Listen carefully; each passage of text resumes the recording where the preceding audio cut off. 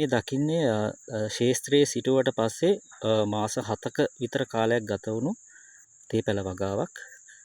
මේ තේ ප්‍රභේදය TRI 20යි 22 සාමාන්‍යයෙන් පහත රට ප්‍රදේශයේ මගේ අත්දැකීම හැටියට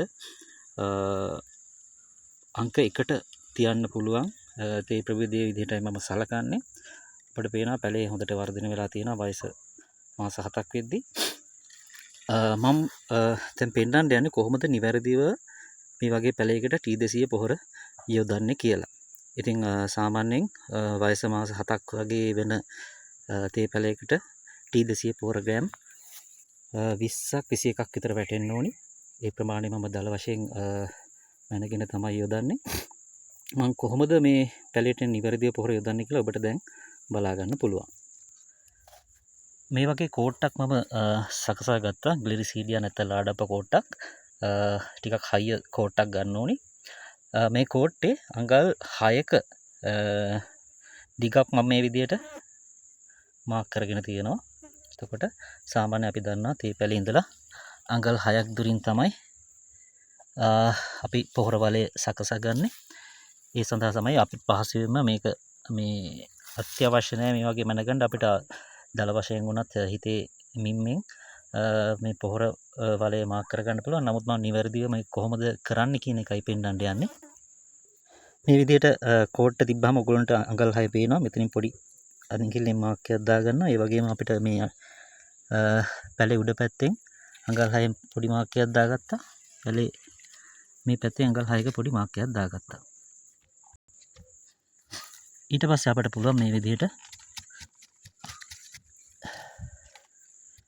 ඒ මාක් දාපු සලකුණු යාවෙන්න ඔහම ඇඳ ගන්න. ඊට පස්සේ මේක සාමාන්‍ය අඟල් 1කමාරක් විතර ගැඹුරට මේ විදිහට ඉක්මනටම හාර ගන්න ඕන.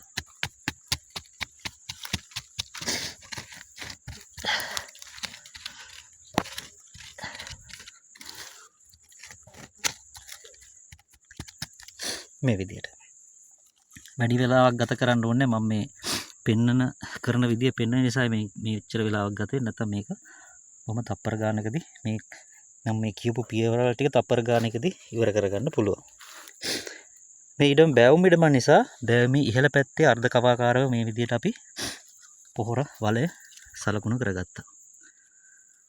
පැලෙන් පල්ලයට අපි පොහොර වලයක් මාක් කරන්නේ බෑවුමේ පහළ පැත්තට යන නිසා බෑවුමේ ඉහළ පැත්තට විතරයි අපි මේ විදිහට පොහොර වලය සලකුණු කරගන්නේ. මේක සාමාන්‍ය අඟල් 1කමාරක් විතර ගැඹුරට සලකුණු කරගත්තා නම් ප්‍රමාණවත්. අපි වර්ෂාව පවතින තෙතමනේ පවතින කාල සීමාවෙදී පොහොර යොදන නිසා පහසුවෙන්ම පොළොව මේ විදිහට ලාඩප්ප කොටකින් හාරගන්න පුළුවන්.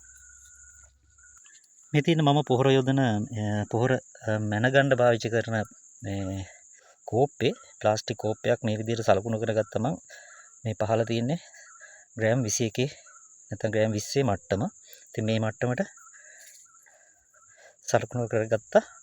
ඉතින් අපිට ලේසියෙන්ම මේකෙන් එතකොට පොහොර අවශ්‍යතාවය, පැලයක අවශ්‍යතාවය මැනගෙන මේ විදිහට යොදන්න පුළුවන්.